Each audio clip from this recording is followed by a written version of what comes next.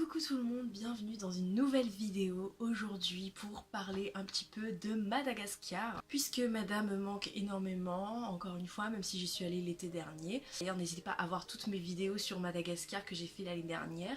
Vu que madame me manque, etc., je me suis dit pourquoi pas faire un Malagasy tag encore une fois, mais que j'aurais créé moi-même, plutôt dans le mode dit fait sur moi. En tant que malgache en fait, donc dit fait sur voilà quoi, sur le fait que je sois malgache, sur les traditions malgaches, etc.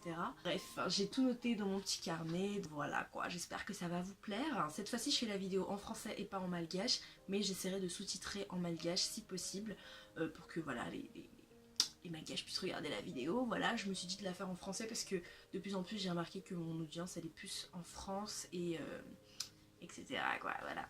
Donc première chose à savoir sur moi, c'est que j'ai un nom de famille malgache de 13 lettres, oui, donc beaucoup de gens diront que c'est vraiment très long, mais voilà, c'est la vie, nous les malgaches, on a des très grands et longs et beaux noms de famille. J'ai un deuxième prénom malgache que peu de gens connaissent, donc je m'appelle aussi Ubitiana, Ubitina en malgache, et en français c'est Ubitiana, voilà, Eliana, Ubitina, Ramezamaori, donc voilà, pour mon nom complet Malagasy. Ensuite, ma ville d'origine de Madagascar c'est Antananarivo et ma famille vient principalement de la ville malgache d'un côté, donc de la capitale, et de l'autre côté de la campagne, donc d'un endroit qui est pas loin d'un Tirabé, etc. Voilà. Ensuite, troisième fact, c'est que j'ai donc deux maisons à Madagascar. Ma première maison c'est Amboibo, donc c'est à Tana, c'est là où vivent mes parents, etc.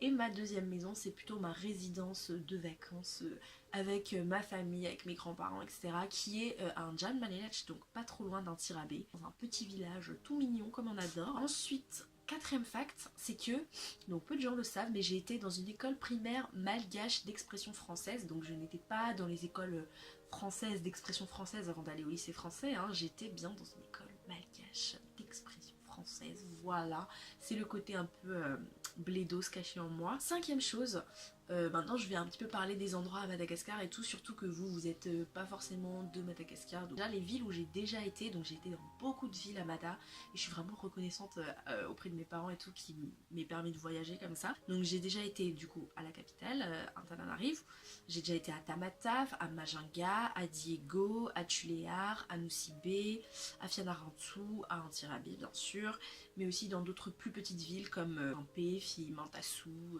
voilà quoi. Des villes on va dire qui sont assez connues et je pense que c'est vraiment des villes où vous devrez aller. Ensuite mes lieux de vacances préférés vraiment, c'est là je les ai gardés, c'est les trois pépites que j'ai fait à Mada. C'est genre Sainte-Marie, Ansanti et Full Point, des beaux endroits touristiques où il y a vraiment la mer la plus belle de Mada. Surtout Sainte-Marie, Ansanti, c'est magnifique quoi, les hôtels, les gens aussi, les excursions, etc. Voilà, je pense que vous avez qu'à taper sur internet Sainte-Marie, Full Point et Ansanti, vous verrez que voilà quoi. Bon, Full Point il est en troisième position, hein, voilà. Ensuite, quelques lieux un petit peu moins connus où j'ai déjà été, ou même des malgaches eux-mêmes n'ont jamais vraiment été. Voilà, je me suis dit pourquoi pas vous les partager. C'est Manambatu, donc c'est pas trop loin de Full Point, de Tamatave, etc.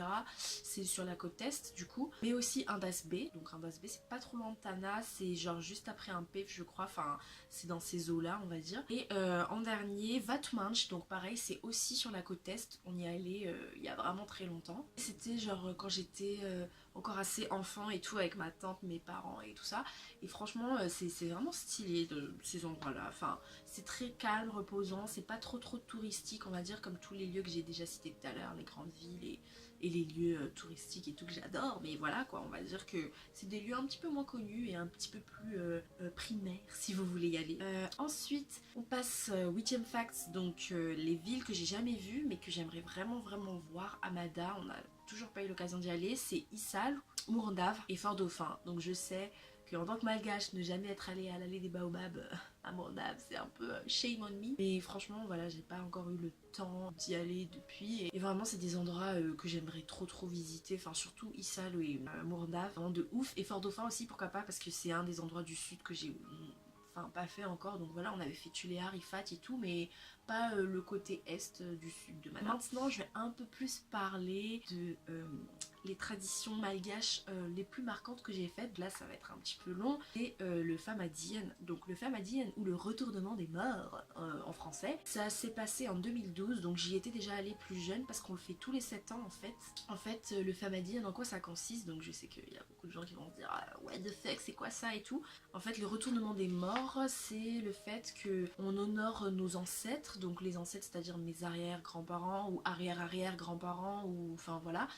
Arrière-arrière-arrière-grands-parents on va dire, donc tout au-dessus. Tous les 7 ans on les remet dans du linceul, donc dans un limbe, on dit ça en malgache, et on les remet dedans et puis ensuite on fait la fête autour d'eux, donc on les sort des caveaux, des tombeaux, etc. Bon là nous à Mada c'est plus des caveaux en général, on a un grand caveau avec plein de corps quoi.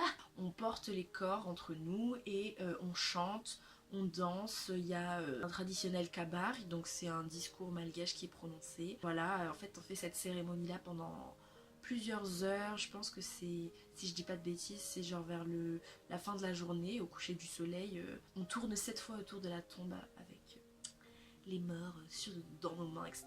On se les fait passer et tout. Enfin voilà, ça paraît un petit peu chelou quand je le dis comme ça, mais bon, sur le moment, en 2012, c'était vraiment ouf. Vraiment, tout le monde pleurait de joie et d'émotion parce qu'on était là tous ensemble, la très très grande famille, c'est-à-dire que, enfin, c'est pour vous faire une idée, nous les Malgaches, genre, ma grand-mère, elle a 13 sœurs, enfin, vous voyez un peu le genre quoi. Enfin, et du coup, c'est assez mémorable comme cérémonie, et surtout, bien sûr, on mange beaucoup gras, donc du riz avec varbemenak ça s'appelle, donc c'est du riz avec de l'huile et de l'huile de la viande et tout, enfin c'est vraiment super bon, genre là ça paraît très très gras, mais en vrai c'est vraiment super bon. Et voilà quoi, genre en général on fait la fête, on engage aussi des musiciens malgaches traditionnels et tout. Celui en 2012 du coup c'était dans une petite ville qui s'appelle Mbouibar, donc c'est pas trop loin de Anjamane d'un Tirabé, donc c'est sur la RN7 hein. Et voilà, c'est un peu là-bas qu'il y a un peu tous mes ancêtres maternelle on va dire, et du coup voilà c'est toujours assez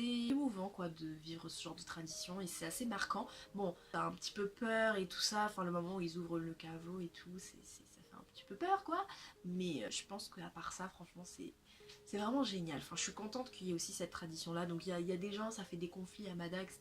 parce que c'est un petit peu un culte aux ancêtres qu'on fait en fait concrètement. Mais bon, après moi je pense que c'est plus dans nos us et coutumes. Voilà quoi, c'est vraiment quelque chose de familial et c'est pas quelque chose de mystérieux, mystique. Voilà quoi, vous voyez ce que je veux dire. Voilà, ça c'était ma tradition la plus marquante et le plus grand fait, on va dire, de tout ce que j'ai cité, parce que, enfin, il faut vraiment en parler quoi. Je pense que si vous l'avez déjà vécu, c'est assez intense. Enfin, le dernier fact aussi malgache dont j'aimerais parler, c'est quelque chose qui me tient vraiment à cœur parce que ça fait longtemps que j'y suis pas allée. C'est ma tradition malgache préférée. Donc il y avait la tradition malgache marquante et là c'est la préférée. C'est les grandes réunions de famille où vraiment on est vraiment super nombreux, genre on est dans les 100-200, on mange énormément, tout le monde emmène un petit peu à manger, etc. On partage la bonne bouffe, on danse tous, il y a un DJ, il y a de la musique, on fait les présentations de tout le monde, on est là entre cousins et cousines et tout, et voilà, on parle, on rattrape plein de choses, on parle de nous quoi, et puis surtout on fait des jeux et tout avec les grands de toutes les générations. Enfin voilà, c'est vraiment génial, genre le sens de la famille est vraiment là. On veut un peu parce que quand j'étais plus petite en fait, quand j'allais à ces réunions de famille, j'étais un petit peu timide avec ma soeur, on était un peu genre sauvage. Du coup on se mélangeait pas trop avec tout le monde, mais au fil du temps j'ai remarqué que vers le lycée etc, quand j'étais un peu plus grande et un peu plus mature, ben j'allais de plus en plus vers tout le monde et j'étais de plus en plus à fond avec n'importe qui on va dire, donc on dansait et tout, enfin franchement c'était vraiment génial, on parlait et tout ça, et j'ai vraiment envie de revivre ce genre de réunion de famille parce que des fois en France on se rend compte que vraiment on n'est pas... Enfin, on est plus avec nos amis et tout, et avec notre famille, c'est vraiment des petits groupes de famille. On fait pas des grosses réunions de famille en France, vous voyez, on fait pas des grosses réunions comme à Mada, quoi. Peut-être que certains Malagasy d'ici, là, ils font ça hein, entre eux, et ils ont de la chance d'avoir beaucoup de gens qui sont ici. Et moi, la plus grosse partie de ma famille maternelle et paternelle, donc je parle de bien la plus grosse, elle est vraiment à Mada, quoi. Du coup, je sais pas, ça me fait quand même un pincement au cœur parce que j'aimerais bien revenir un jour et aller à une réunion de famille et tout quoi. Même voir les voyages de famille et tout, enfin c'est trop bien, genre c'est trop marrant. Même si je suis revenue à Mada un mois vraiment ça suffisait pas quoi pour voir vraiment toute la mif et tout. Donc bref, c'est tout pour cette petite vidéo culturelle sur Madagascar. J'espère vraiment que ça vous aura plu, j'espère que vous avez pu découvrir plein de choses sur mon beau pays qui me manque de ouf. Et puis voilà, sur ce je vous dis vraiment à très bientôt sur cette chaîne. N'hésitez pas à vous abonner, à commenter, etc. À me dire, je sais pas moi, d'où vous venez ou enfin quelles sont vos traditions et tout. Enfin voilà quoi. Big up à tous les malgaches. Bisous.